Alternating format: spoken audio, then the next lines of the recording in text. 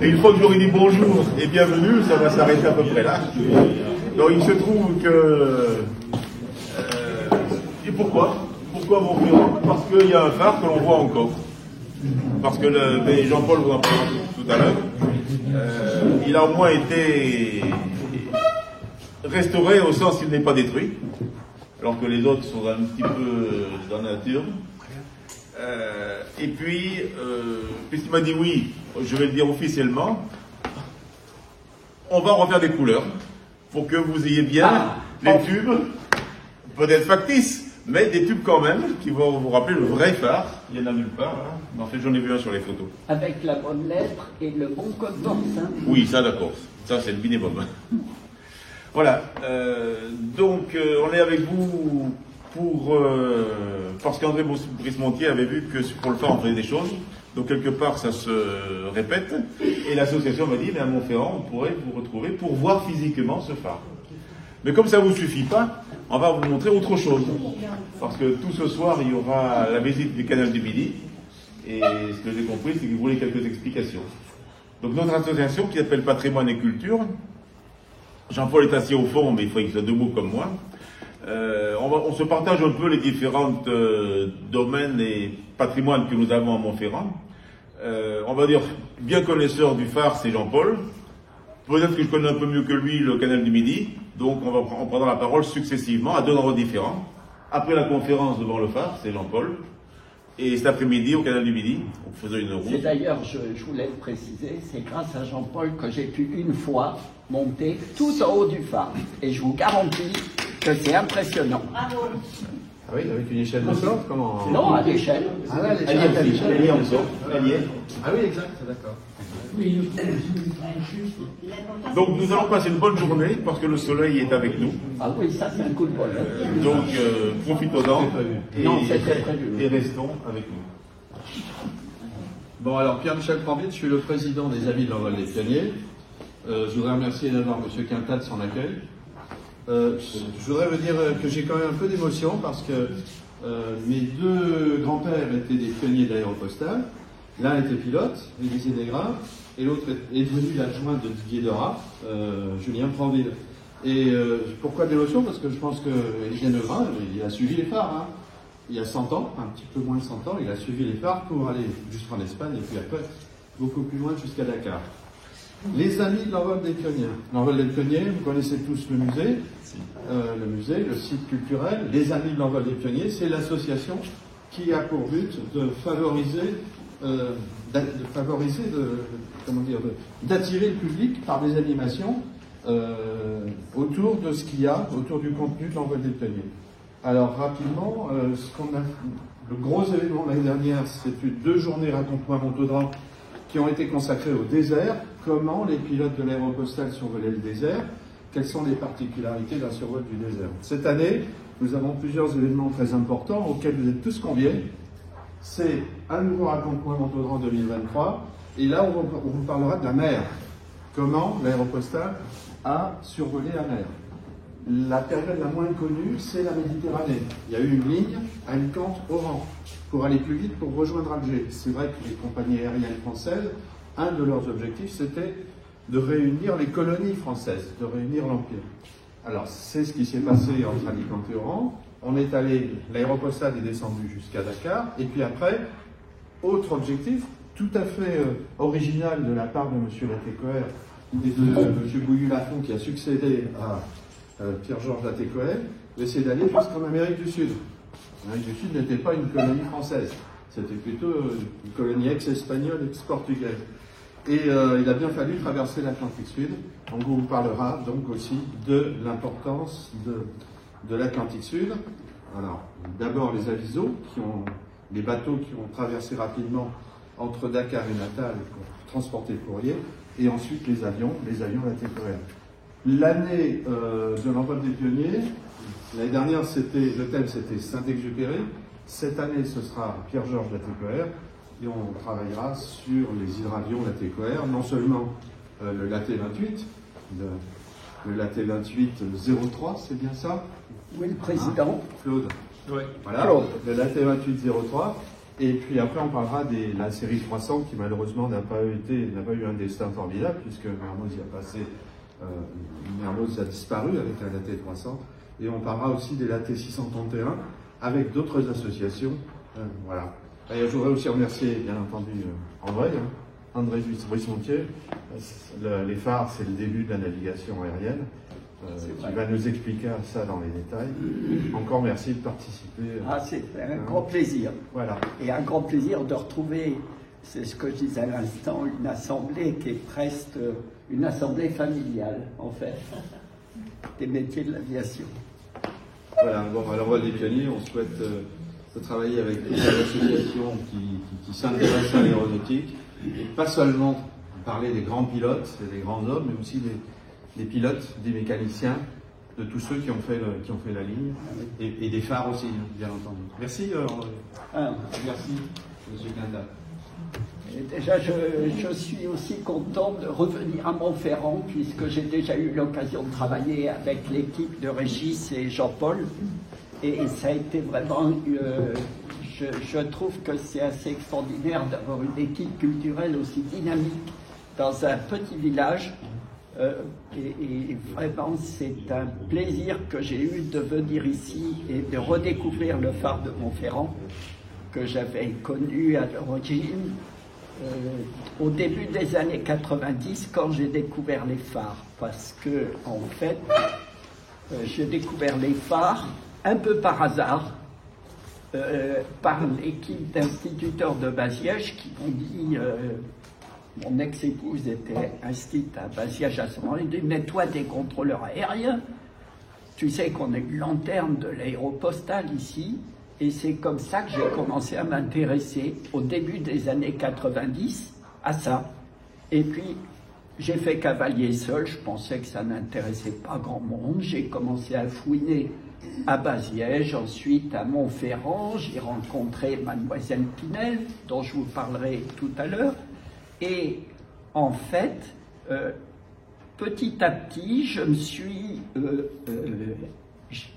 j'ai acquis, disons, un certain nombre d'informations sur une chose que j'ai trouvée passionnante et qui n'avait pas du tout été explorée depuis, en fait, l'extinction des phares au moment de la guerre, un peu après la guerre.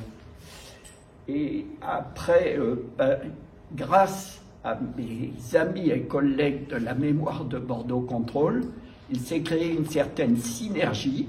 On a été très sponsorisé aussi par la direction de l'aviation civile et ça nous a permis de faire un travail commun.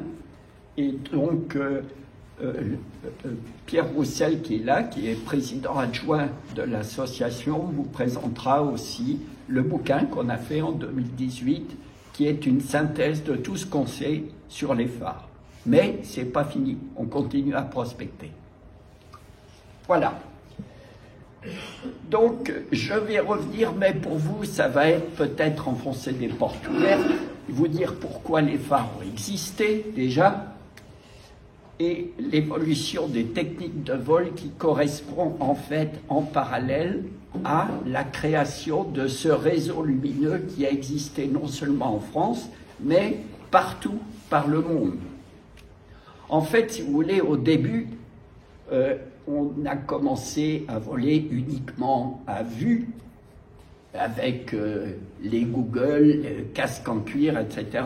Pierre, je sais que pendant les cours qu'on a fait ensemble à l'ENAC, était très fort pour représenter les pilotes avec, dans les biplans, enfin, il était très bon pour ça, excellent comédien, et en plus, ça faisait raccrocher les élèves. C'est ma fête. Et donc, au début, les pilotes ne volaient que 2 jours. Évidemment, on était déjà content d'avoir un avion qui volait, mais en plus, on regardait dehors pour se repérer, le village machin, la ferme machin, donc voilà, bon. Et puis après, on s'est dit, mais c'est au moment de la guerre de 14, on pourrait peut-être aller enquiquiner les ennemis de nuit, ça serait quand même peut-être mieux que de partir là-bas de jour et de se faire canarder. Donc on a commencé, pendant la guerre de 14, à faire du vol à vue de nuit avec des bombardiers qui allaient lâcher quelques petits souvenirs sur les Allemands. Mais à cette époque-là, évidemment, on partait dans l'obscurité et pour se poser après, on installait des lampes à acétylène sur roulette pour que ces gens-là puissent se poser au retour des bombardements. Et après, on s'est dit, on va peut-être pouvoir continuer à voler de nuit. On avait acquis une certaine expérience. Hélas, les guerres sont souvent les opportunités pour développer certaines techniques. Et après, donc, entre les deux guerres, on a commencé à prendre l'habitude de voler de nuit. Et donc, je vais vous en reparler. L'autre évolution, évidemment, après le vol de nuit à vue, c'est-à-dire on regarde les lumières, on essaye de se situer géographiquement, on a continué, Deuxième Guerre mondiale, à perfectionner le vol de nuit et on a commencé à voler sans référence visuelle du sol. C'est ce qu'on appelle, en jargon aéronautique, le vol aux instruments. C'est-à-dire qu'on n'a plus besoin d'avoir une référence extérieure. On peut même maintenant se poser ce qu'on appelle en 0-0, c'est-à-dire que jusqu'au toucher des roues, on ne voit absolument rien de l'extérieur. On peut même maintenant assurer le maintien de l'axe de piste après l'atterrissage et le dégagement de piste aux instruments. C'est ce que fait notamment Airbus maintenant. Alors, pourquoi les phares aériens ? Eh bien, justement, ça correspond à cette période très précise du vol à vue de nuit, qui correspondait donc à un besoin pour les pilotes de s'y retrouver la nuit. Évidemment, vous imaginez que partir de Montaudran, par exemple, avec un avion, un mauvais temps, et puis essayer de se repérer de village en village, c'était quand même pas quelque chose de commode. Et quand on imagine, même après tout ce qui s'est passé avec ces pilotes, qu'on voit la cordillère des Andes, que Jean-Pierre Condat connaît très bien, hein, et c'est vrai que c'est impressionnant de se dire que ces gens-là sont partis, poussés aux fesses par Didier Dora, pour aller parcourir le monde et dans des régions qui étaient extrêmement hostiles, avec des visibilités exécrables, de la turbulence et tout. Et c'est vrai que ces gens-là avaient un mérite absolument extraordinaire. Toujours est-il que pour les aider, eh bien, on a commencé à se dire peut-être qu'on pourrait faire quelque chose. Et en fait, comment c'est parti cette histoire? Parce qu'on aurait pu continuer à se contenter de vol à vue. Mais on s'est dit, pour des passagers et peut-être pour d'autres choses, on pourrait peut-être essayer de gagner du temps. L'intérêt de l'avion, évidemment, c'est d'aller vite, donc de gagner du temps. Mais gagner du temps, c'est gagner du temps de jour, mais on pourrait peut-être aussi gagner du temps de nuit. Et c'est l'idée géniale de Pierre-Georges Latécoère de dire on va essayer de faire quelque chose la nuit et transporter des passagers. À cette époque-là, c'était encore assez difficile. D'abord, il fallait que les gens aient du fric, ce qui n'était pas évident quand même, et puis il fallait aussi qu'ils aient le cœur bien accroché et un certain sang-froid, hein, parce que les avions de l'époque, c'était pas gagné d'avance. Par contre, il y avait quelque chose qui rapportait beaucoup plus que le kilo de passagers moyen, c'était le courrier. Et à l'époque, Pierre-Georges Latécoère s'est dit, avec le courrier, on va peut-être faire des choses intéressantes, parce que transporter du courrier, ça pèse pas lourd et ça rapporte gros. Alors évidemment, il y avait d'autres gens qui y avaient déjà pensé avant. Et les gens qui y avaient pensé avant, d'une part, il y avait les Allemands, et d'autre part, il y avait les Américains. Pour les Allemands, c'était même plus que ça. Les Allemands, ils avaient déjà de la navigation aérienne de nuit, et c'était pas avec les avions, c'était avec les zeppelins. Parce qu'ils faisaient des liaisons même transocéaniques avec des zeppelins, ça durait 3-4 jours. D'ailleurs, je vous conseille d'aller au musée Zeppelin qui se trouve à Friedrichshafen, qui est super intéressant sur cette histoire-là. Vous pourrez même faire un tour en Zeppelin, puisqu'il y a des Zeppelins sur place. Et donc, les Allemands, en fait, quelquefois, les Zeppelins rentraient de nuit et il fallait leur faire une ligne lumineuse pour les aider à se poser et à se diriger. Donc, eux, y avaient déjà pensé.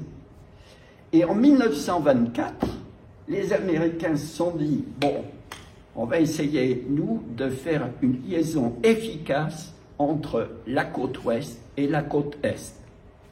New York, San Francisco, par exemple.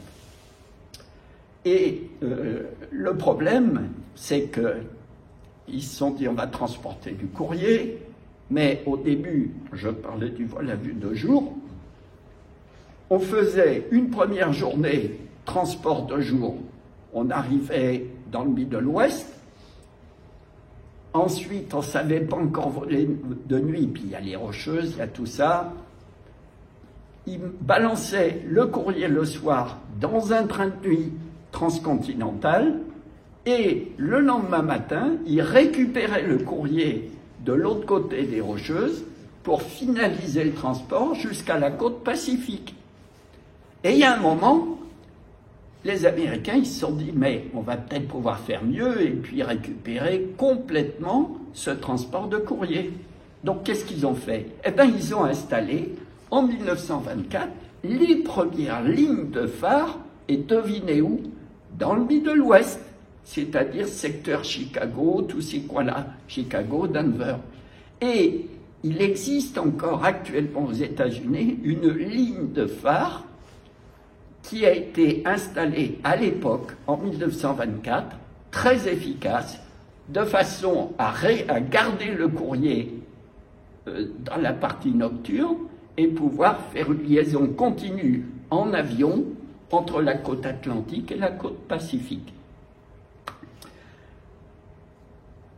Et en Europe, on a été un petit peu plus tardif pour effectuer cet équipement lumineux. Si, à part les Allemands, donc, qui, avec les Zeppelins, avaient une demande dès la guerre de 14, en ce qui nous concerne, nous, en fait, on a commencé à envisager le problème, d'abord par l'atterrissage de nuit, mais les avions se débrouillaient la nuit en allant de village en village. Par contre, on a commencé vers les années 1925 à se dire il faudrait peut-être qu'on fasse quelque chose. Et puis à cette époque-là, bien sûr, il y avait déjà Pierre-Georges Latécoère. Et en 27, je vous rappelle qu'on a créé, donc grâce à Bouilloux-Lafont, mais il y a des personnes ici beaucoup plus compétentes que moi sur le sujet, en 27, création de l'aéropostale. Donc, on avait des phares d'aérodrome, et puis on a dit, eh bien, en France, il nous faut aussi des phares de jalonnement. Alors, un phare de jalonnement, c'est quoi? Jalonner, ça veut dire mettre des points le long d'un itinéraire. Donc, souvent, quand je parle des phares aux gens, les gens pensent aux phares d'aérodrome, ce qu'on appelle les phares de rappel en aéronautique, que beaucoup d'entre nous ont connu. Et ces phares-là, c'est une chose, mais en ce qui concerne, par exemple, le cas de Montferrand, nous parlons bien de phares de jalonnement, c'est-à-dire des bornes lumineuses le long d'itinéraires. Donc, en fait, les deux réseaux se complètent, c'est-à-dire que là où vous avez des phares de jalonnement, on ne va pas mettre un phare de jalonnement là où il y a un aérodrome. C'est le cas ici, par exemple, à Carcassonne. C'était idiot de mettre un phare de jalonnement parce que on avait déjà un phare sur l'aérodrome de Carcassonne. Il y a un autre point quand même qui est assez intéressant, c'est qu'en ce qui concerne l'aéroport de Lézignan-Corbière, on avait les deux, le phare de jalonnement et le phare d'aérodrome. Et personnellement, je pense que le phare d'aérodrome a préexisté au phare de jalonnement. D'ailleurs, on va en reparler au sujet des phares de l'aéropostale. Donc, en 1929, le ministère de l'Air, car je vous rappelle que la Direction générale de l'aviation civile, notre maison mère à beaucoup d'entre nous, n'existait pas. On ne faisait aucune différence entre l'aviation militaire et l'aviation commerciale, qui en était qu'à ses débuts. Donc c'était le ministère de l'Air, à cette époque-là, et son service de la navigation aérienne, c'est-à-dire le SNAE, qui s'est dit, on va, en France, faire un petit peu comme je ne dis pas nos amis allemands à l'époque, mais comme les Allemands, on va jalonner les grands itinéraires avec des phares de jalonnement. Donc on a créé à ce moment-là, on a conçu pour un gros marché, sur demande du service de la navigation aérienne, un phare standard qui a été installé partout. L'initiation est venue en 1900, le projet a pris corps en 1929 et ça c'est un petit peu quelque chose que je corrige par rapport à tout ce que j'ai dit avant, c'est seulement en 1930 que le modèle standard des phares de jalonnement, modèle du ministère de l'Air, a été installé partout en France. Ce modèle standard, c'est celui que vous allez retrouver ici, à Montferrand. C'est celui que vous allez trouver aussi à Baziège. C'est exactement le même. Alors, de quoi il se compose, ce modèle standard? C'est un pylône en béton armé qui fait 10 mètres de haut, majoritairement, sauf dans quelques cas exceptionnels en fonction du relief local. Donc ce pylône en béton, qui fait 10 mètres de haut, est planté dans le sol avec une chape de béton également, et j'estime à peu près qu'en fonction des longueurs qu'on connaît, le pylône est planté à peu près de 2 mètres dans le sol. Il fallait que ça résiste au vent aussi, quand même. D'ailleurs, j'évoque ça avec mon ami Jean-Paul, quand on est en haut du pylône, s'il y a du vent, ça balance. C'est flexible, le béton armé, hein. Et là-haut, ça bouge. Imaginez les gens qui emmenaient les tubes néons tout là-haut, ça devait être des fois un peu sportif. Donc, pylône en béton armé avec une échelle que, pour les phares qui existent encore, cette échelle elle fait très peur aux maires des villages parce que les gamins ont tendance à vouloir monter à l'échelle. Donc la majorité des échelles des phares qui existent encore ont été coupées à mi-hauteur pour éviter que les gamins essayent de grimper en haut du phare. Mais cette échelle permettait donc, avec un trou d'homme, d'accéder à ce qui se trouve en haut, c'est-à-dire une plateforme qui fait 2 mètres sur 2 à peu près, en béton armé également, et sur laquelle, sur cette plateforme, vous avez ici, vous voyez, cette espèce de caisse, en fait, et cette caisse, en fait, c'était les relais électriques, et il y avait, ce qu'on voit pas ici, des isolateurs, des relais électriques qui permettaient de brancher ce qu'on voit au-dessus, c'est-à-dire des tubes néons qui étaient montés sur une pyramide métallique avec des petits crochets tout en haut, ici, qui permettaient, ces tubes néons étant en U, à peu près haut comme ça, ces tubes néons étaient accrochés tout en haut, clippés sur cette pyramide métallique,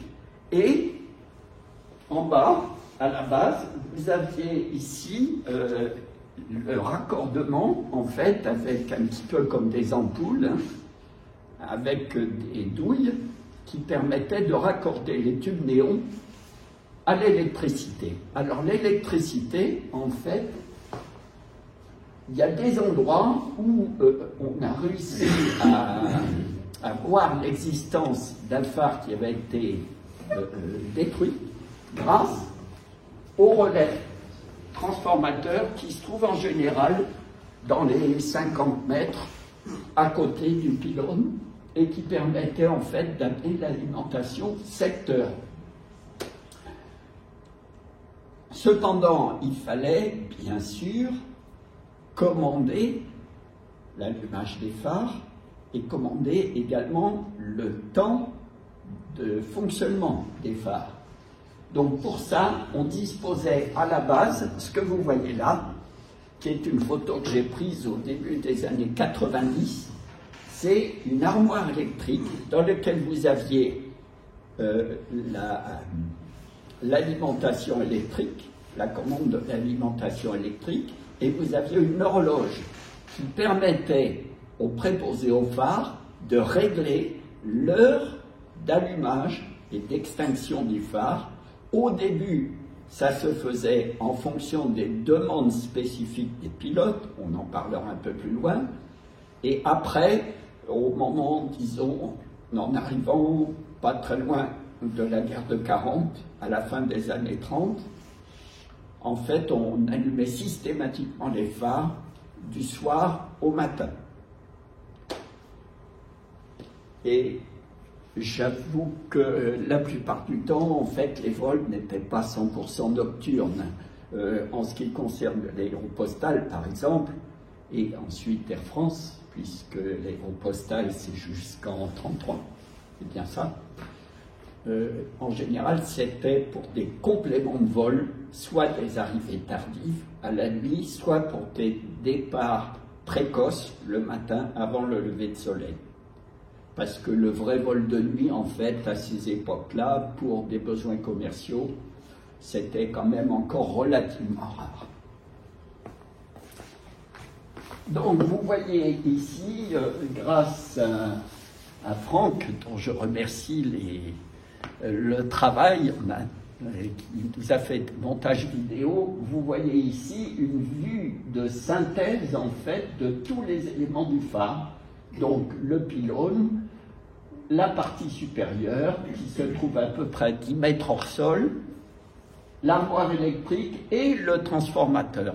Bon, ça, c'est des photos qui ont été assemblées à partir de divers phares, puisque à Fitou, il y a encore le transformateur, et pour cause, Fitou, c'est complètement dans la nature, sur un plateau caillouteux, donc ça gêne personne. Donc ça n'a jamais été détruit. Il n'y a que des éoliennes géantes autour. Alors ces phares, en fait, le néon, c'est pas quelque chose qui porte très loin. On n'est pas dans des phares de navigation maritime. Donc ça porte à peu près, on estime, à 25 km. Donc en fait, on mettait un phare à peu près tous les 20 à 25 km en ce qui concerne ces phares au néon. La vidéo s'arrête. Oui, absolument. Excusez-moi parce qu'on se... Oui, tu avais une question, Pierre? Oui, ma connaissance au niveau des phares est assez limitée. Je voulais savoir si c'était des phares à éclat ou est-ce que c'était une lumière continue. Non, c'était des phares à éclipse. Quelle est la différence? C'est une bonne question, merci de l'avoir posée, mon cher Pierre. Il y avait 3 types de sources lumineuses. Les phares à éclat. Les phares à éclat, c'est ce que vous voyez dans les phares maritimes, c'est-à-dire un phare qui tourne et qui envoie un faisceau de lumière important grâce à une lentille de Fresnel, en général, en tournant. C'est-à-dire que le faisceau, le phare est mobile et le faisceau tourne. Vous avez les phares à éclipse, qui sont des phares qui sont occultés souvent par un volet, voilà, une espèce d'écran tournant. Donc ça, c'est le phare à éclipse. Et le phare au néon qui, lui, est quelque chose d'un petit peu différent. C'est-à-dire que là, c'est un allumage, une extinction répétée d'un néon, mais en fait, on appelle ça aussi un phare à éclipse. Et alors, on va envoyer la vidéo de Salel pour vous montrer une vue un petit peu plus exhaustive de l'ensemble du phare modèle service de navigation aérienne. Salel d'Aude, c'est un phare qui est totalement intact. Pourquoi? Parce qu'il est au milieu des bois, comme vous allez le voir. Et le problème, c'est que contrairement à Montferrand, personne ne s'en occupe. Regardez ça. Il est où, excuse-moi, le Salel d'Aude. Salel d'Aude, c'est à côté de Narbonne. D'accord. Vous voyez, il est quasiment intact. Il est au milieu des bois, il n'emmerde personne. Donc, ça, c'est la lettre du code Morse. Il est tout en haut d'une colline. Ouais, d'accord. Et tu as utilisé un drone, c'est ça? Super. Ça va? Je ne gêne pas au niveau de la visibilité. Il faut hurler hein, si vous trouvez que je suis sur votre champ de tir. Là. Et il est protégé Pas du tout. Non, pas du tout, hélas. J'ai déjà mis là-bas sur le dos, j'aurais dit, ben, faites quelque chose auprès de la mairie, vous connaissez les gens de la mairie. Il n'y a aucune déclaration de protection ou de préservation? Il n'y a rien. Et puis ça fait peur aux gens, la classification des phares. Ouais. Parce que ça coûte de l'argent. Alors vous voyez, il est tout seul, il faut savoir où il est. Moi je l'ai trouvé grâce aux cartes de l'époque, de 1938. Ouais, il est ici, là. Alors ce qui est bien, c'est grâce aux vidéos de Franck, on voit le contexte géographique dans lequel se trouve le phare. C'est toi qui les as faites, Franck? Oui. Ah oui, bien. Avec un drone, super. Ouais. Et donc, ce phare, pour moi, représente l'exemple le plus intact actuellement existant, à part la restauration de Montferrand, mais représente le phare le plus intact qui existe encore à ma connaissance. Maintenant, on va parler des tubes néons. Alors, les tubes néons, évidemment, vous avez tous eu dans votre cuisine des tubes néons qui fonctionnaient mal. Bon, vous voulez allumer votre tube néon, la cuisine, vous savez, il clignote, il hésite, etc. Puis ça vous fait une lumière blafarde. Ben écoutez, ça, c'est pas des tubes néons. Ce sont des tubes fluorescents. C'est-à-dire qu'ils contiennent un gaz, effectivement à l'intérieur, mais une pâte faite avec du fluor. C'est pour ça d'ailleurs que c'est dangereux de se couper avec si vous le cassez. Et ça n'a rien à voir avec un tube au néon pur, qui lui est quelque chose qui existait à l'époque. Et là je remercie Lucien Ariès de Baziège, qu'on ne verra pas hélas aujourd'hui parce qu'il y a eu une autre conférence pardon, sur les cathares à Carcassonne. Il a fait une étude parce qu'on a retrouvé une caisse de tubes néon en Bourgogne, c'est ça, grâce à la mémoire de Bordeaux-Compreul, et on a retrouvé une caisse intacte de néon dans un grenier. Et grâce à ça, on a pu récupérer un certain nombre de néons, et j'en ai donné des morceaux à Lucien Ariès, qui était professeur à la faculté des sciences, dans la partie industrielle, et qui nous a fait une étude précise de ce qu'étaient les néons à l'époque, et notamment des électrodes. Et on s'est rendu compte qu'en fait, ces néons étaient chargés avec du gaz néon pur, qui est un gaz parfait, très difficile à introduire dans un tube parce qu'il faut faire le vide du tube, insuffler le néon en le liquéfiant déjà, c'est-à-dire en l'amenant à très basse température, de façon à ce que toutes les impuretés restent fixées sur du charbon, et on injecte par là, vous voyez ici, vous avez ce qu'on appelle un ajoutage. L'ajoutage, c'est le point par lequel on a insufflé le gaz néon parfait à l'intérieur du tube. L'avantage du néon, c'est que c'est quelque chose, lorsqu'il est mis sous tension grâce à cette électrode, c'est quelque chose qui s'allume instantanément. Donc, si vous voulez imaginer un néon tel qu'il était à l'époque, vous imaginez les publicités au néon que, avant les LED, vous avez connues tous, j'imagine, c'est-à-dire des trucs qui clignotent instantanément et qui, par voie de conséquence, permettent d'utiliser un code Morse. Contrairement à vos néons de cuisine, faites du Morse avec un néon de cuisine, à mon avis, vous n'allez pas vraiment y arriver. Et il a un autre avantage, le néon, c'est que quand vous l'allumez, le néon, à cause de la différence de potentiel, il devient lumineux, le gaz, et il est lumineux en couleur rouge orangé. Dans les publicités, si vous voulez avoir une publicité verte ou jaune ou rouge, vous mettez un gaz parfait différent. Chaque gaz s'allume spécifiquement, en fonction de sa nature, d'une certaine couleur. Et le néon, c'est rouge-orangé. Et le rouge-orangé, il a un avantage. D'une part, il a plusieurs avantages. D'une part, c'est une couleur qui se voit et qui se différencie dans les villages. Imaginez les pilotes, ils avaient des lumières blanches un peu partout, et ils avaient une lumière rouge, et qui clignotait avec un code Morse. Ça, c'est une première chose. D'autre part, si vous avez une visibilité moyenne, le rouge, c'est une couleur qui traverse très bien l'humidité.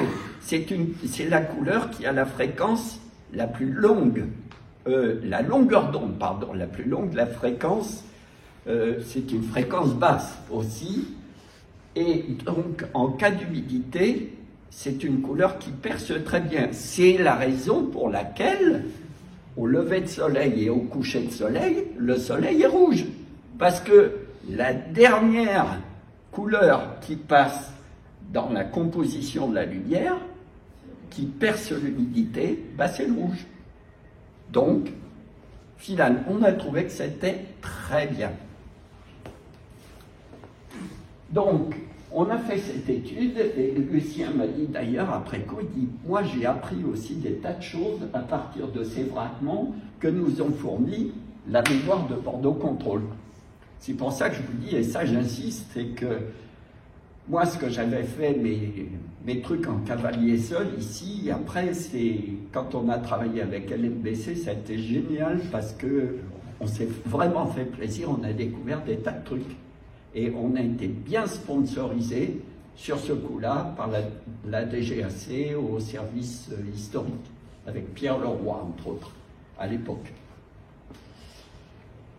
Donc, je ne détaille pas tout, mais on a tout épluché. C'est extrêmement fragile, un néon. Nous, on en a cassé un en le transportant, et avec Louis. Et c'est vrai que c'est quelque chose qui est difficile à manipuler. Alors imaginez les gens qui devaient monter ces tubes néons au sommet des pylônes, comme celui que vous allez voir ici à Montferrand.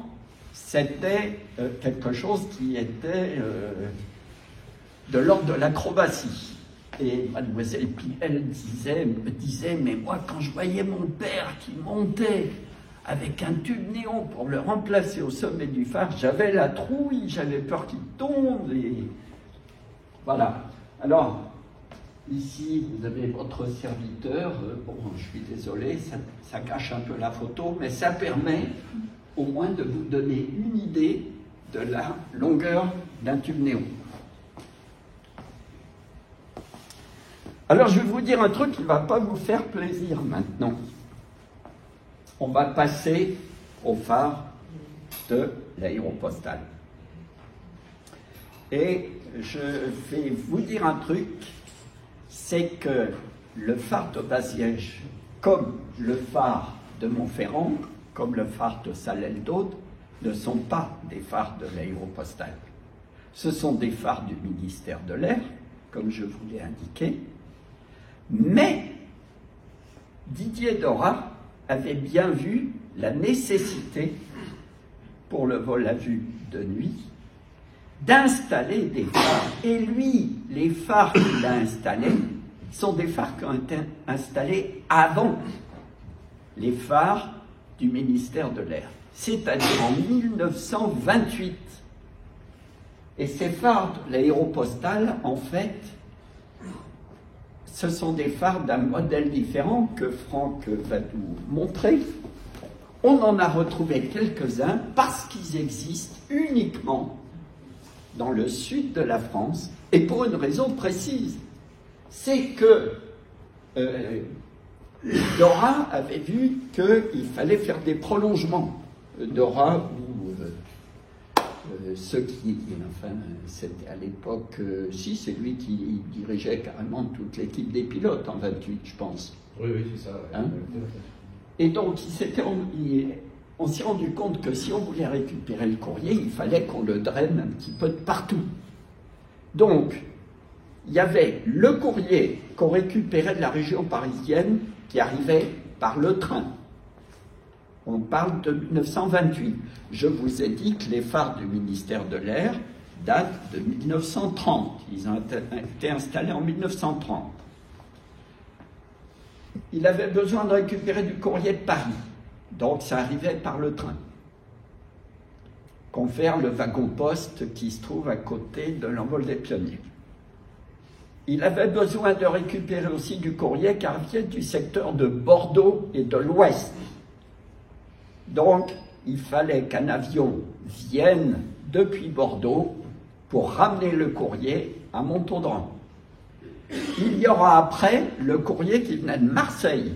Le courrier de Marseille, il arrivait jusqu'à Lézignan, et à Lézignan, il était transféré sur l'avion qui arrivait de Montauban, qui lui partait avec l'ensemble du courrier pour continuer vers le Perthus, et etc., etc.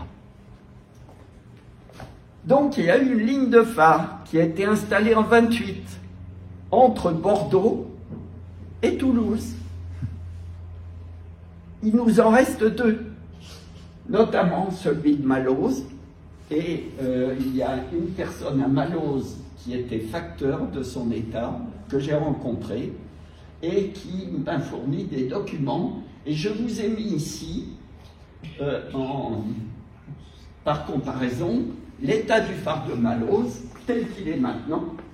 Vous voyez que la mairie l'a bien préservé. Et une photo du phare de Malose, vous avez une petite fille qui se trouve là. À l'époque, ces phares n'étaient pas des phares au néon, c'était des phares à éclat. Ça va, Pierre? Des phares à éclat, ceux-là. Bon. Tournant. Et il y en avait à Saint-Macaire, il y en avait à Malose, il y en avait à Canals. À Canals, il existe toujours, c'est le plus près de Toulouse. Et puis, un autre phare, suite à un certain nombre de crashs, c'était le col du Perthus. Franchir les Pyrénées, c'était extrêmement difficile dans certaines conditions météorologiques. Donc, il a fallu absolument installer un phare au Perthus.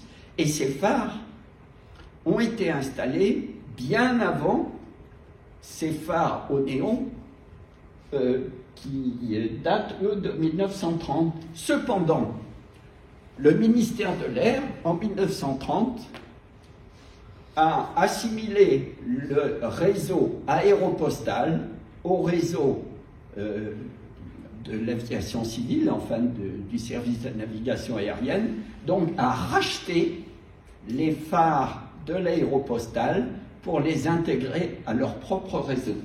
Vous voyez ici donc le phare du Perthus. Ça, c'est une photo d'époque. Vous voyez le phare tel qu'il a été construit à l'époque. Vous voyez aussi, il est très grand ce phare. Hein. Vous voyez la personne qui est là. Donc ce sont des phares métalliques. L'intérêt du métal, c'est que ça ne coûte pas cher, c'est facile à monter et c'est rapide.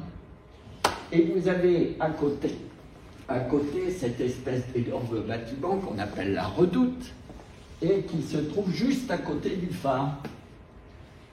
Et on va vous montrer maintenant l'état actuel de ce phare. La Redoute, en fait, c'est une tour fortifiée qui a été construite en complément du fort de Bellegarde, qui est un peu plus en... On va le voir sur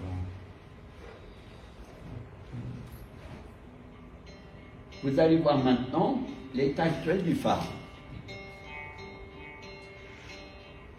Le phare est très bien préservé, vous allez comprendre vite pourquoi, c'est parce qu'il sert aux pompiers. Vous allez voir pourquoi, vous voyez, vous avez la sirène, la sirène des pompiers.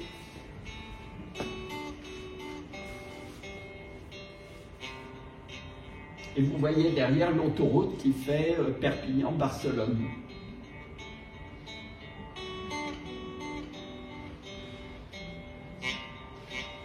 Ça va, c'est assez obscur, vous arrivez à...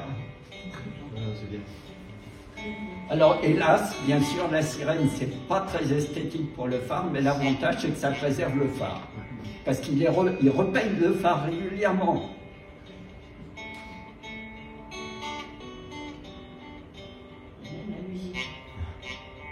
Ah oui, vous avez fait ça fait un truc solide, hein, Franck. Le fort, il est là-bas, tout en haut, le fort de Bellegarde. Alors, ce qui est bien, c'est qu'il y a un historien là-bas, au Pertus, et donc il a retrouvé des tas d'anecdotes sur le phare, c'est très intéressant. Entre autres que celui, enfin on en parlera après, mais juste pour la petite histoire, c'était la personne qui s'occupait du phare, c'était aussi un agent municipal. Et l'agent municipal, il s'occupait de régler la pendule qui se trouvait sur la Redoute, que vous venez de voir, le gros bâtiment. Il y avait une horloge en haut de la Redoute, mais difficile à atteindre. Et il m'avait raconté au Pertus que l'agent municipal avait l'habitude de se mettre à cheval sur le toit et de régler les aiguilles de l'horloge avec les pieds. Il semble que c'est un peu dans un endroit encaissé, non, d'après l'image qu'on voit. C'est pas comme ça pour un phare? Oui, mais à l'époque, c'était pas encaissé du tout. En fait, si tu veux, c'est le goulet, en fait, parce que si la météo était mauvaise, ils n'étaient pas sur les crêtes, ils passaient dans le col du Pertus. Et là, c'est pas à toi que je vais apprendre qu'il y a plusieurs pilotes qui y sont restés.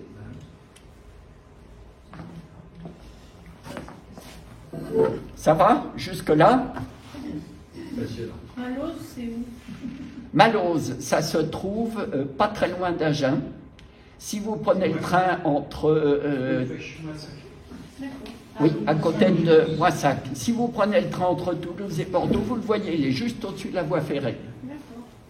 D'ailleurs, quand je passe souvent entre Bordeaux et Toulouse par le train, et à chaque fois, je jette un œil pour voir si tout va bien.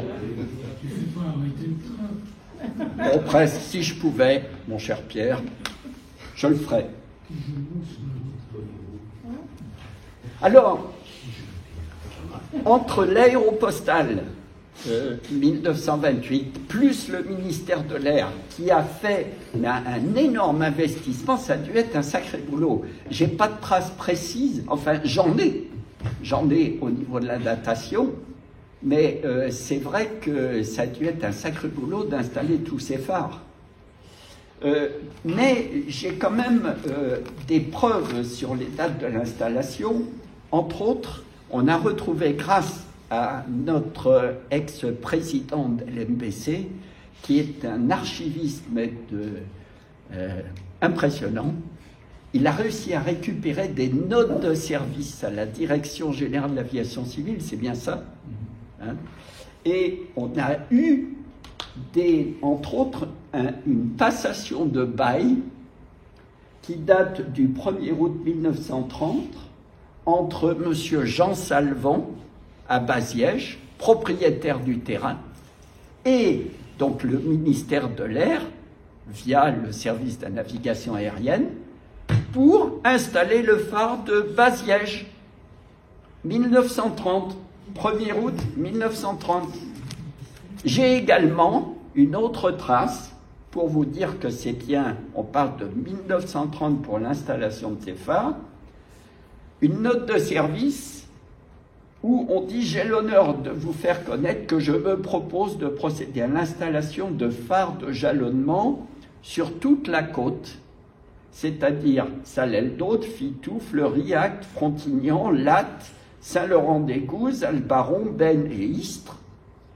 Tous ces phares se trouvant le long de la côte, il fallait les coordonner évidemment avec le service maritime des phares et balises, en leur disant « J'installe des phares, mais il ne faut surtout pas que les bateaux les utilisent. Si nous, les avions, utilisent les phares maritimes, il ne faut pas que les bateaux utilisent les phares aéronautiques. » Je vous signale pour la petite histoire qu'on a perdu un paquebot.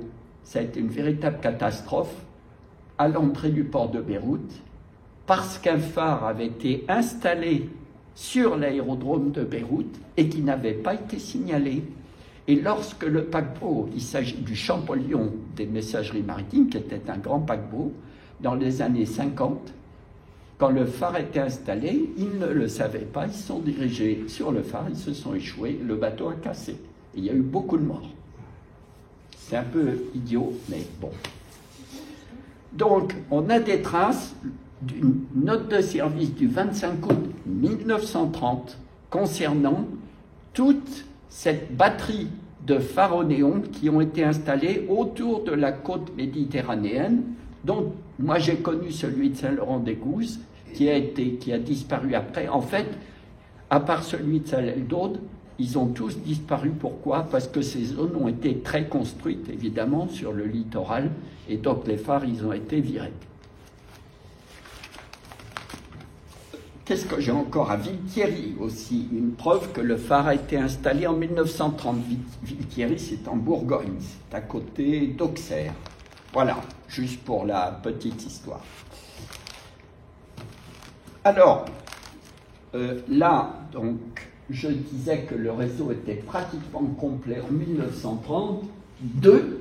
Cette carte de 1932, 1er juillet 1932, qui est une des premières cartes publiées dans les bulletins de la navigation aérienne, vous montre bien que la majorité, entre autres donc ici sur le sillon Lauragais, des phares étaient bien en place, complétés par des phares qui existaient déjà sur le terrain de Carcassonne. Vous avez Lézignan ici, tout ça ce sont des phares au néon. Ici par contre à Lézignan n'est pas mentionné le phare d'aérodrome, mais nous en parlerons un tout petit peu plus tard.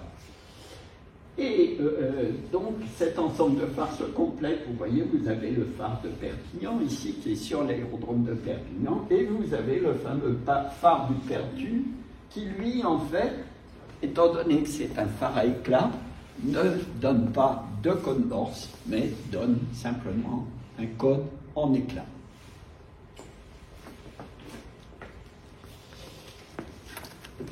Donc le réseau pratiquement complet en 1932, ça correspondait bien à un... Oui. Le code Morse, c'était combien de lettres? Une seule. Une seule.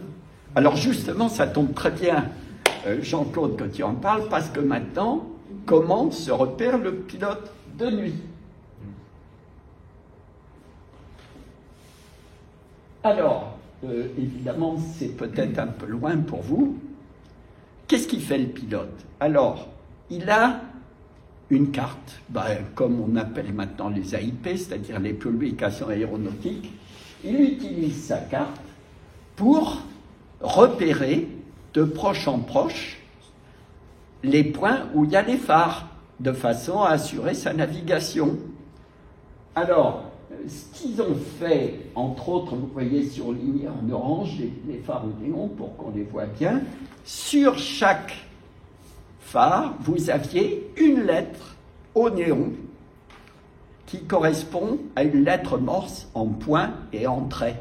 Je rappelle pour ceux qui ne sauraient pas que le code morse c'est une combinaison de points et de traits qui, chaque combinaison est associée à une lettre. Donc vous pouvez le faire soit en sonore, ti-ti, ta-ta-ta, ti-ti. SOS, c'est ta-ta-ta, ti-ti, ta-ta-ta, c'est ça? Ouais.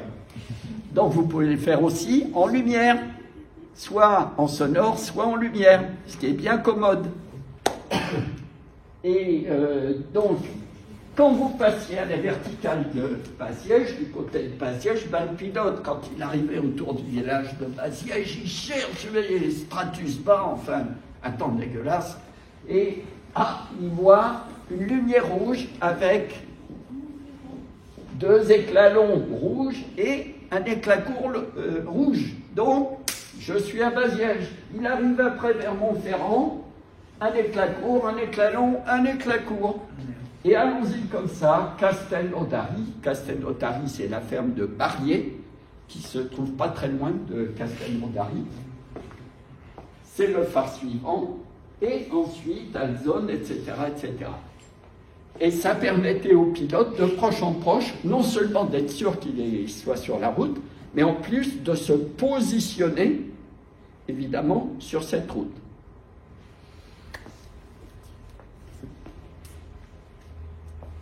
Sur cette carte, qui est la carte de navigation de 1938, c'est la dernière carte qui est en notre possession, parce que il ne me semble pas, enfin j'en ai pas retrouvé après, qu'il y ait eu des cartes publiées après la guerre, alors que certains phares ont été rallumés après la guerre.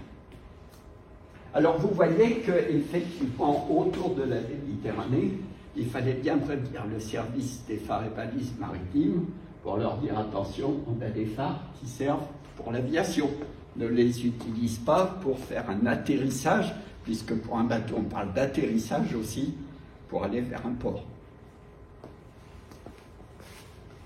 Alors, on a vu l'équipement, maintenant on va regarder comment ça marche, évidemment.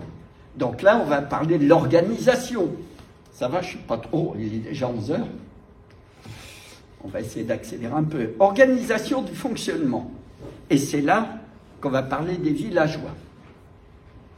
C'est un système, évidemment, il n'y avait pas trop d'avions à l'époque, heureusement, parce que, qu'est-ce qu'il fallait faire? Il fallait, lorsqu'un pilote voulait partir de nuit, il fallait qu'il fasse sa demande. Alors la demande, à qui il la faisait? Au commandant de la région aéronautique, et en fait c'était en général le commandant de l'aérodrome le plus important du secteur. Ici il y en avait un particulièrement, c'était l'aérodrome de Montaudran. Blagnac n'existait pas encore. Blagnac, ça date de la Deuxième Guerre mondiale, il me semble. Donc c'était Montaudran qui était le grand aéroport du coin. Et le commandant de l'aérodrome de Montaudran recevait la demande du pilote. Et qu'est-ce qu'il faisait, le commandant de l'aérodrome de Montaudran? On parle, par exemple, du cas de Montferrand. Donc, demande adressée au commandant de l'aérodrome de Toulouse-Francazal. Ça, c'est une publication du ministère de l'Air à l'usage des pilotes. Et on leur disait, mais attention, il faut que ça soit fait avant 15 heures. Parce que si vous le faites après 15 heures, on n'aura pas le temps de passer l'information jusqu'à Montferrand. Et puis, dans tous les cas de figure, il faudra que ça soit au moins 2 heures avant, de façon à remonter l'information. Alors, qu'est-ce qui se passait à partir de là? Le commandant de Francazal, lui, il téléphonait ici à Montferrand, ou il envoyait un télégramme à Montferrand. Et à Montferrand, on disait à M. Pinel, qui était garde champêtre à Montferrand, eh bien, il faudra allumer le phare entre telle heure et telle heure. Et on rappelait aux gens, ça c'est un autre extrait, si vous avez l'intention d'effectuer un voyage de nuit, demandez au chef de l'aérodrome de départ, éventuellement, supposons qu'on soit à Montferrand, soit à Perpignan par exemple, ou à Toulouse, à Montaudran, Donc, demandez au chef de l'aérodrome de départ de faire allumer les phares situés sur votre route et les projecteurs d'aérodrome à destination. C'est quand même mieux comme ça. Donc il fallait allumer tous les phares. Vous imaginez en fait la lourdeur du système. C'était quand même pas évident. D'ailleurs, à ce sujet, je vous signale qu'il existait des phares en Afrique qui ont été montés. J'ai une liste d'ailleurs de phares qui ont été installés sur l'Afrique par Didier Dora et qui, peut-être, mais j'ai déjà demandé à des gens qui ont fait le Toulouse-Saint-Louis de vérifier, à partir de leur carte, voir s'il restait quelque chose. Il y a 5 phares qui ont été installés par l'Aéropostale, qui existent peut-être encore, mais j'en sais rien. Et donc, pour revenir à ça, donc, il fallait que le pilote s'y prenne à l'avance quand même pour faire ça. Donc, joindre soit par télégraphe, soit par téléphone. Et je vous signale que pour certains préposés à ces phares, ils ont pu disposer du premier téléphone, c'est le cas par exemple à Canals, du premier téléphone installé dans le village. Mais il leur était rappelé que ce téléphone s'était fait non pas pour téléphoner à la famille ou à la petite copine, mais uniquement à usage administratif. Voilà. Donc, certains premiers téléphones ont été montés pour ça.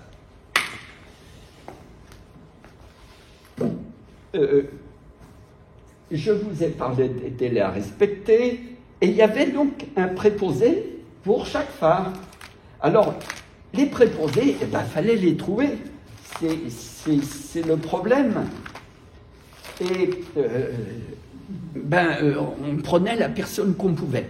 Alors, il y avait 2 solutions. Ou c'est quelqu'un qui avait le temps de s'en occuper, ou alors c'était quelqu'un qui habitait à proximité du phare. Ici, c'était le garde champêtre, M. Pinel, qui s'occupait du phare. J'ai eu le plaisir de rencontrer sa fille, que j'ai interviewée, Jeannette Pinel, qui est décédée depuis, je ne sais pas, ça fait pas mal d'années maintenant. Non, il n'y a pas longtemps. Elle est décédée Une dizaine d'années, voilà. Et Jeannette Pinel me racontait donc comment ça se passait avec son père qui devait monter au phare. Alors, les préposés qui s'occupaient des phares, non seulement ils s'occupaient de les allumer, mais ils s'occupaient aussi de la maintenance, c'est-à-dire s'il y avait un tube néon qui tombait en panne, il fallait monter au sommet du phare et changer le tube qui faisait 2 mètres de haut, qui était fragile, qu'on risquait de casser. Donc il y avait une réserve dans chaque village où il y avait un phare.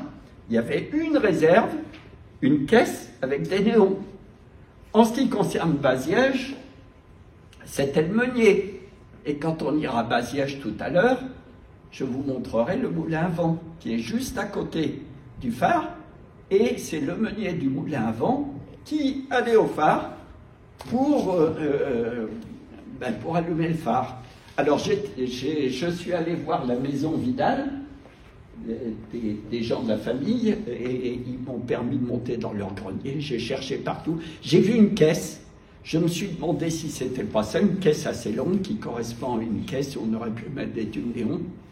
Mais je ne sais pas si c'était ça. En fait, la seule chance qu'on a eue, c'est d'en récupérer une en Bourgogne. Et ça, c'était vraiment très bien. Donc, vous voyez le phare de Baziège et vous voyez le moulin Vidal qui se trouve juste à côté, le moulin à vent. Et si je vous parle des métiers de tous ces gardiens, je vous dirais qu'à Malose, par exemple, c'était la famille Joly, qui était épicier. Et la famille Joly, alors il y a eu le père Joly, il y a eu les enfants Joly. Et donc, épiciers de père en fils, ils sont allés s'occuper du phare de Malose.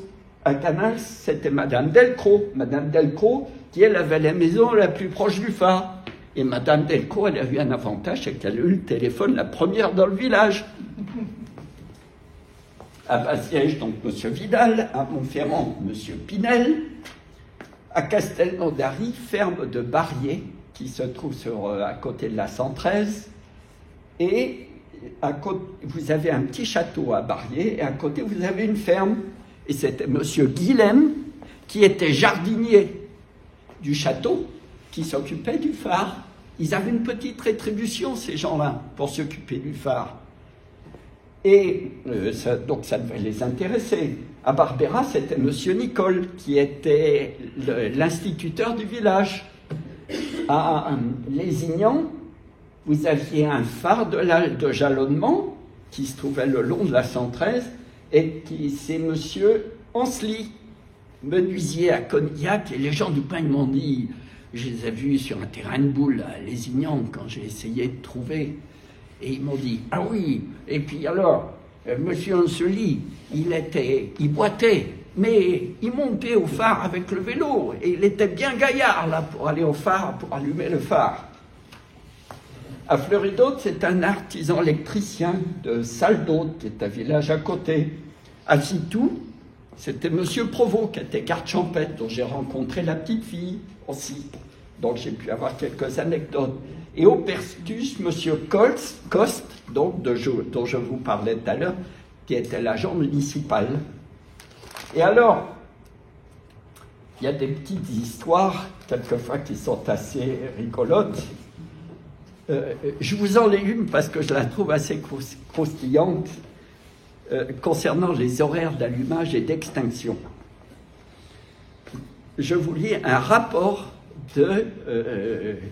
des inspecteurs de l'époque du ministère de l'Air, puisqu'ils inspectaient une fois par an tous les phares.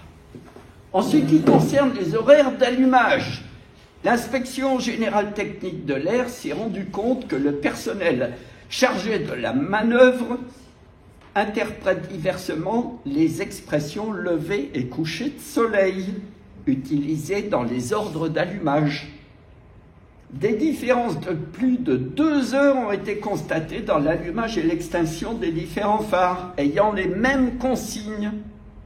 Pour éviter ces anomalies, il serait préférable de fixer des horaires comportant des heures d'allumage et non des expressions pouvant donner lieu à des interprétations différentes. Et écoutez, ça vaut son pesant d'or. On ne doit pas oublier, en effet, que les phares sont exploités tantôt par des gardes champêtres, connaissant les heures légales de lever et de coucher de soleil, et tantôt par de braves cultivateurs, vous mettrez ce que vous voudrez derrière le mot brave,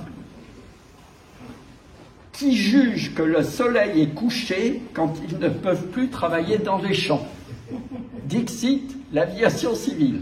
Vous voyez? Alors c'est assez amusant parce que, en fait, ça veut dire qu'ils allumaient, ah ben tiens, maintenant je ne peux plus travailler dans le champ, alors on va aller allumer le phare. Voilà, j'ai d'autres anecdotes, mais j'arrête parce que je suis tellement bavard que sinon... Hein? Et regardez pas si c'était plus 1 heure ou moins 1 heure. Mais non, il y en avait qui faisaient ça ici, M. Pinel, évidemment, les heures légales, il les connaissait, lui. Mais c'est vrai que sinon, bah, c'était un peu... peut-être que M. Guilhem, au château de Barrier, à la ferme de Barrier, il ne savait pas, lui. Déclin de l'utilisation des phares sur les routes aériennes. Sur la carte de 1938 que je vous ai montrée, est une des dernières cartes, en fait, c'est même la dernière carte que j'ai trouvée personnellement à la bibliothèque du musée de l'Air au Bourget, et je n'ai rien eu depuis. En fait, je ne pense pas que quoi que ce soit sorti après. Ils ont été éteints pendant la guerre, évidemment, parce que ça aurait été un peu facile. Je vous signale que les phares, il y en avait partout en France. Hein. J'ai fait la ligne Paris-Strasbourg, puisque je suis d'origine champenoise, et sur la ligne Paris-Strasbourg, j'en ai retrouvé plusieurs. Et ils étaient très rapprochés, par contre, parce que les visibilités en Champagne, c'est pas terrible. Hein. C'est moins bon que dans le coin, par ici. Ils ont été éteints pendant la guerre, donc, et puis... Comme pendant la guerre de 40, comme je vous disais tout à l'heure, la navigation les techniques de navigation ont été bien améliorées. Après-guerre, on n'avait plus vraiment un énorme besoin de ces phares. Ils ont quand même été réactivés après la guerre de 40, mais au début des années 50, la majorité des phares ont été éteints. En ce qui concerne Baziège, j'ai pas de trace en ce qui concerne Montferrand. Celui de Baziège a été désaffecté, décommissionné en mai 1952. Mais ça veut dire qu'en fait, pourquoi on les a rallumés, c'est qu'après la guerre, vous pouviez avoir des pilotes d'avions privés qui utilisaient ces phares malgré tout pour le début de la nuit ou partir à l'aube, mais surtout le début de la nuit. Mon dernier point, c'est pour insister sur le fait que c'est un patrimoine à préserver. Les phares ont été abandonnés sur place. Je vous signale par exemple à Baziège une circulaire de 1959 parce que je trouve qu'elle est quand même intéressante. En 1959,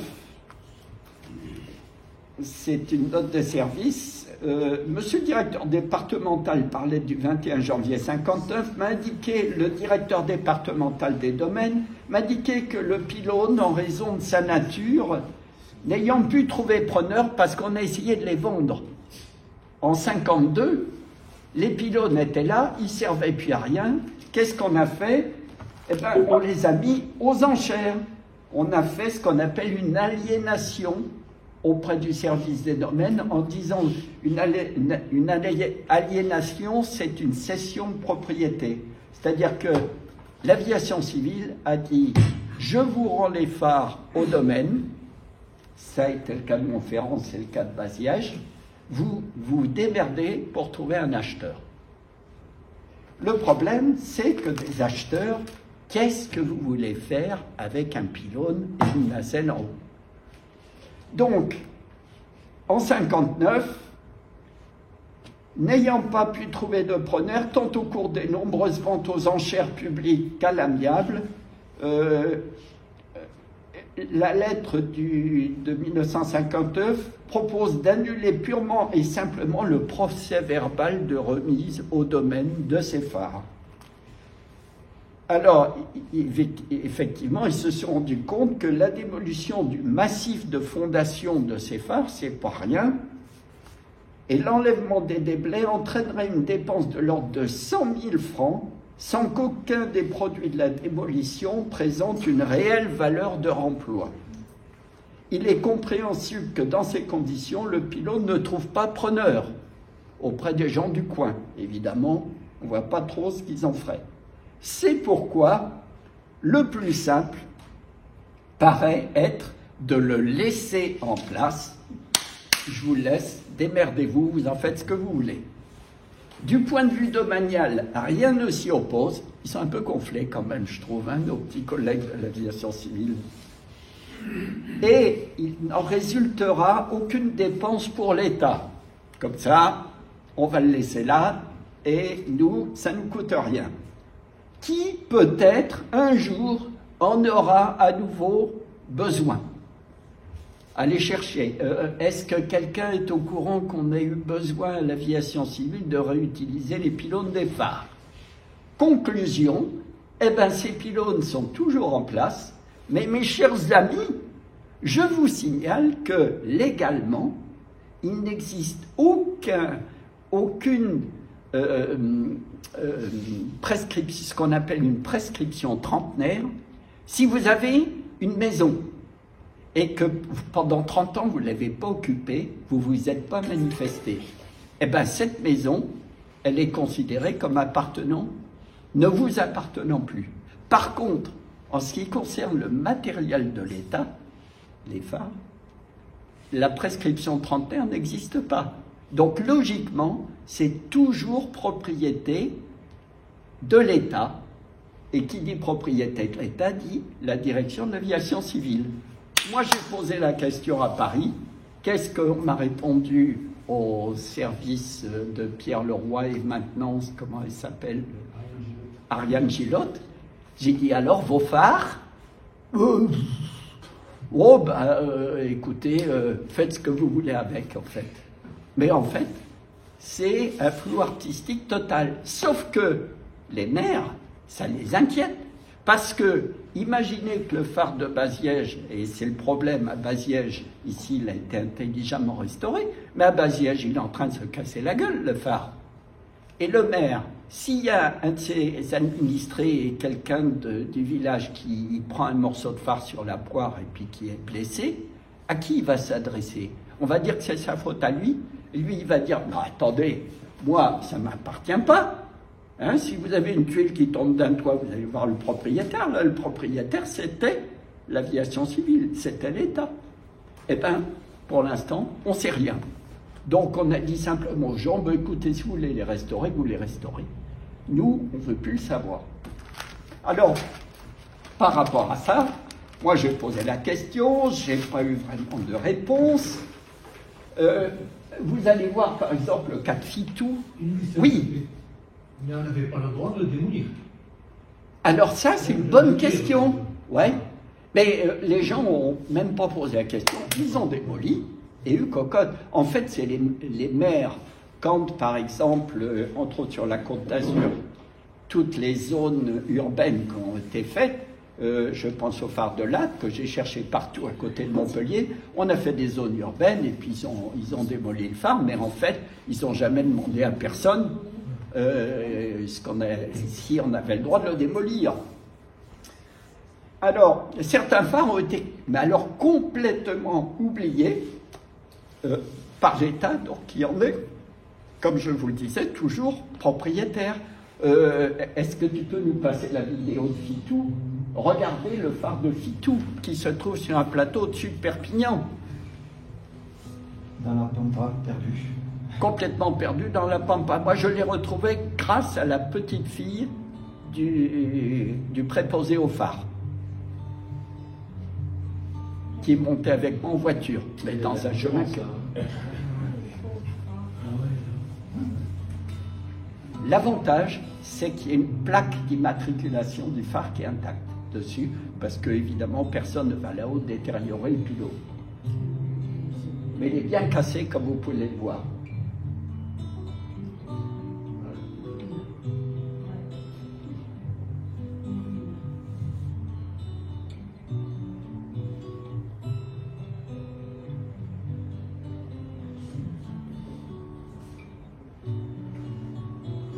Je remercie encore Franck parce qu'il a fait des trucs super là. Ça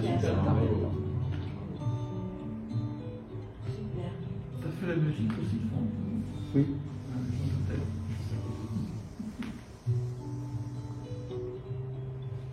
T'as pas mis le bruit que font les grands ventilateurs là. Ah ben ça, je vais vous dire, le phare de Fitou, si vous voulez le trouver, vous regardez les éoliennes sur le plateau, mais le chemin est un peu caillouteux. Moi, j'ai eu du mal pour accéder là-haut. Et sur Google Maps, c'est très difficile à le trouver. Alors, par contre, l'association La Mémoire de Bordeaux Contrôle, qu'est-ce qu'on a fait? La Mémoire de Bordeaux Contrôle, eh bien, on a des copains un peu partout en France, et on a recensé, et on continue à recenser. On en a encore trouvé. Et on a publié dans un bouquin qui est là, sur les phares aéronautiques, celui-ci, on a publié le recensement à la date de publication de notre livre, de notre livret, c'est-à-dire en 2018, un recensement de tout ce qu'on avait retrouvé. Voilà la carte, et vous voyez, il y en a un peu partout en France. Hein. Et on a des gens qui s'en occupent parce qu'on les a sensibilisés à ça. Il y a des expos, etc. Et on a sensibilisé les mairies aussi, pour dire attention, vous avez quelque chose d'intéressant. Il y a des travail à faire, sans doute. Il y a un tour de France à faire. Ah ben, il y en a, oui. Moi, j'avais commencé, je les ai faits sur des axes qui m'étaient familiers, mais c'est vraiment un travail énorme. Et par contre, on va passer à la planche suivante, certaines municipalités ont été quand même bien sensibilisés en fait à l'existence de ce patrimoine. Je pense par exemple en Brie, au phare de la Chaise, que je connais très bien, qui est sur la route de Montmirail et qui est au-dessus de Coulommiers, Charles-Élie Mamaïque, n'est-ce pas, les anciens contrôleurs là, et donc qui est pratiquement intact. Il est au milieu d'un champ de labour et apparemment le laboureur n'avait pas été suffisamment énervé à faire le tour du phare, puis il n'avait peut-être pas les moyens de le déraciner. Donc il est là. À Canals, la restauration du phare a été faite, j'y vais assez régulièrement aussi pour voir un petit peu, prendre comme à Malose des nouvelles du phare et voir s'il est intact. Il est un peu corrodé. Alors il y a un cas qui est intéressant, c'est le cas de Lézignan. À Lézignan, vous aviez deux phares. Vous aviez un phare de jalonnement qui se trouvait le long de la 113, au-dessus de la voie ferrée à Conillac. Et vous aviez un autre phare, et en fait, ce phare est intéressant, qui se trouve, lui, sur le terrain, qui est un phare d'aérodrome, mais bâti exactement de la même façon que les phares de jalonnement. Donc j'ai un doute concernant ce phare, pour savoir si ce phare est un phare qui a été installé par l'aviation civile, enfin par le ministère de l'Air à l'époque, ou par l'aéropostale. Franck a rencontré, lui, la petite fille de celui qui a installé le terrain. Et vous savez, la personne qui a installé le terrain à Lézignan, c'est assez marrant, mais c'est un mécanicien. Il avait un garage. Et je laisse la parole à Franck, parce qu'il a plein de détails concernant ce... Alors, la photo que vous voyez là, en fait, c'est la photo du phare qui a été restauré. Parce qu'il a été récemment restauré et repeint, et le terrain qu'il y a autour a été mis en valeur, justement, pour que le phare soit mis aussi en valeur. Et il va y avoir une petite plaque commémorative que M. Sergent s'occupe d'installer. Elle y est peut-être. La photo a été prise il y a 2 mois à peu près. Et donc, oui, M. Brismontier parlait de la fille. Alors, c'est la fille de l'initiateur de l'aérodrome de Lézignan, qui s'appelle M. Jouy, enfin, qui s'appelait M. Jouy, qui était mécanicien voiture et qui était passionné par les avions. Et sur la devanture de son garage, il est marqué « Réparation de voitures toutes marques et avions de tourisme ». Et dans les années 20, au milieu des années 20, ce monsieur, de sa propre initiative, a acheté un terrain et s'est mis à le transformer petit à petit. Il est parti seul. Et c'est devenu, à terme, l'aérodrome de Lézignan. Et cet aérodrome a pris tellement d'importance et a été pris, les gens ont pris ce mécano au sérieux petit à petit. Et cet aérodrome a été reconnu en 1930 comme aérodrome de secours pour les avions de l'aéropostale. Et c'est Didier Dora qui a écrit à ce monsieur, je vous la lis rapidement la lettre. Donc c'est une lettre qui date du 28 juillet 1930, qui s'adresse à monsieur Jouy. Monsieur, comme suite à votre lettre du 18 courant, nous avons le plaisir de vous informer que nous reconnaissons très volontiers que le terrain d'atterrissage de Lézignan est très pratique, utile et commode et qu'il est susceptible de rendre de sérieux services aux aviations commerciales et de tourisme en général, ainsi qu'à notre ligne France-Maroc, AOF Afrique du Sud. Nos équipages et nos passagers qui ont eu par suite notamment de circonstances atmosphériques défavorables à se poser sur ce terrain, nous ont dit que l'accueil particulièrement aimable qu'ils y ont toujours trouvé et les facilités que vous leur avez données en chaque circonstance. Il est certain que ce terrain nécessiterait encore un aménagement complémentaire pour parfaire son but. Nous serions, en ce qui nous concerne, particulièrement heureux d'y trouver le minimum indispensable pour un aérodrome, hangar, petit bureau, téléphone, distributeur d'essence, etc. Veuillez agréer, monsieur, avec nos remerciements pour votre amabilité, que nos pilotes se plaisent à reconnaître, l'assurance de notre considération très distinguée. Didier Dora. Et en fait, la fille de M. Joux m'expliquait qu'à chaque fois qu'un pilote de l'aéropostale, un pilote se posait sur l'aérodrome, M. Jouy se faisait un point d'honneur à aller le chercher, à aller l'amener à son hôtel, à s'occuper de lui. Et régulièrement, il recevait à sa table des pilotes comme Mermoz. Et Madame Jouy, Cécile Jouy, me disait que ces pilotes, elle était un petit peu la mascotte, et que ces pilotes la faisaient jouer sur ses genoux, de leurs genoux. Et voilà. Donc l'histoire de dame est toujours vivante, elle a 97 ans et elle a tout un tas de photos et de textes qu'elle met à disposition. Voilà. Et il y a eu un livre qui a été édité par une association locale sur l'histoire de l'aérodrome et qui est très intéressant. Il y a beaucoup d'informations et de photos aussi. Voilà pour la partie. Oui, rapidement, oui. Oui. Parce que là, on est en train de perdre un cran de génération. Oui. Et le seul phare qui a été... Donc, je remercie Franck parce que vraiment, on est en train de travailler ensemble, en synergie, pour des tas de choses. Il est extrêmement curieux de ce qui concerne tous les phares. Et vraiment, c'est un grand plaisir de se coordonner. Là, le travail qu'on a préparé ensemble pour cette conférence, c'était bien. Un plaisir partagé. Et donc, en ce qui concerne la préservation des phares, le seul phare qui a été officiellement préservé, c'est celui de Baziège. Et là, ce n'est pas celui qui est en meilleur état. Et le phare de Baziège a été inscrit à l'inventaire en août 2010. J'ai participé à la commission de classement du phare de Baziège avec les Monuments de France. Mais le problème que rencontrent les maires, et ça a été une idée, à mon avis, justement, c'est deux politiques différentes, opposées, entre Baziège et Montferrand. Le problème que rencontrent les maires, c'est le problème de Baziège, c'est qu'une fois que le phare est classé, vous ne pouvez plus y toucher de vous-même.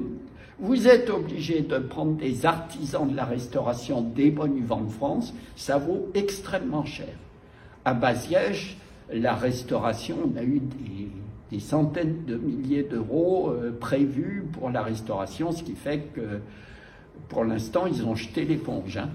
En ce qui concerne Montferrand, par contre, ils ont fait un truc qui est pas mal, c'est qu'au lieu de classer le phare, ils ont fait de la restauration avec des artisans solides qu'ils connaissaient bien, et maintenant le phare est préservé. Et c'est peut-être pas plus mal. Et si on fait ce lien, il faut s'adresser à Jean-Paul, parce que lui, il a vécu cette restauration. Oui. Moi, je n'étais pas encore à Montferrand. Jean-Paul. C'est Jean-Paul qui parler un peu de l'historique de oui. cette histoire. Oui. Effectivement, il y a une quinzaine d'années, à peu près, des bris de béton tombaient régulièrement, parce que les aciers étaient affleurants, et forcément ça tombait. Donc on a eu le choix avec le maire de l'époque de savoir si on le conservait ou si on le démolissait. Et beaucoup de gens étaient attachés alors, à ce monument. Et on a, avec un artisan local ici, retapé, on a mis un échafaudage, on a repiqué les bétons, on les a facilés et on a fait de la résine, du mortier de résine pour pouvoir le retaper.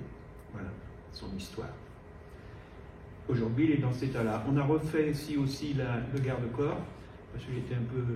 Lui, il était détruit, il est très exposé au vent là-haut,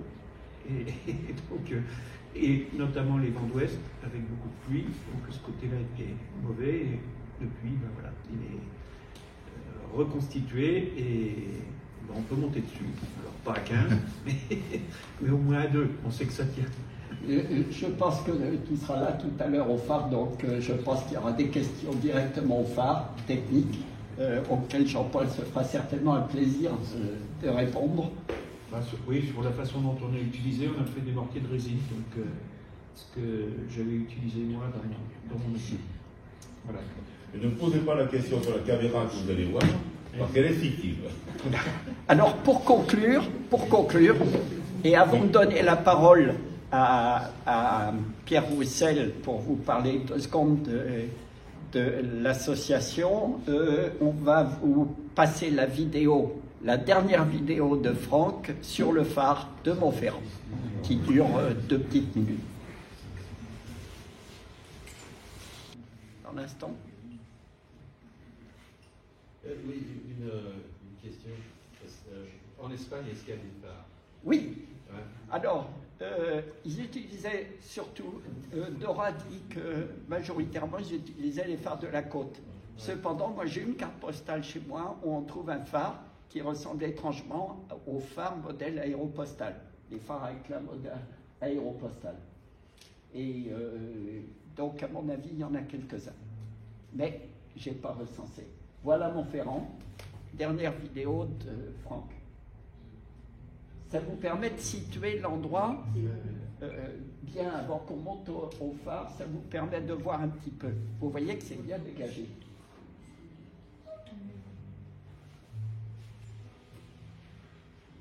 Et faisez-vous? T'as fait ça quand, mardi? Ça, c'était mardi, oui. Vous avez la chance. Oui, oui.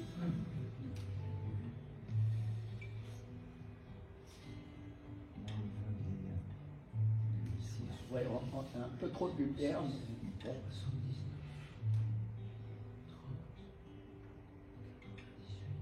Le site est absolument superbe ici, hein, pour ça.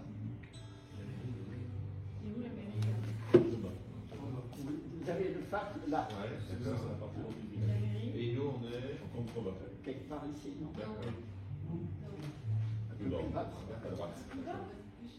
vous allez voir qu'il faut grimper pour aller au phare. C'est pas mal. Alors sur la droite.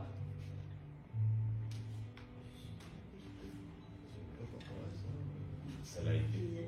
Au Moyen-Âge, c'était ça. Mais c'est une chance qu'ici, au moins, les gens aient pris conscience de l'importance historique de ce phare. Parce que quand je vois celle et le dos, vraiment, ça fait pitié, quoi. Alors, évidemment, cette boule de...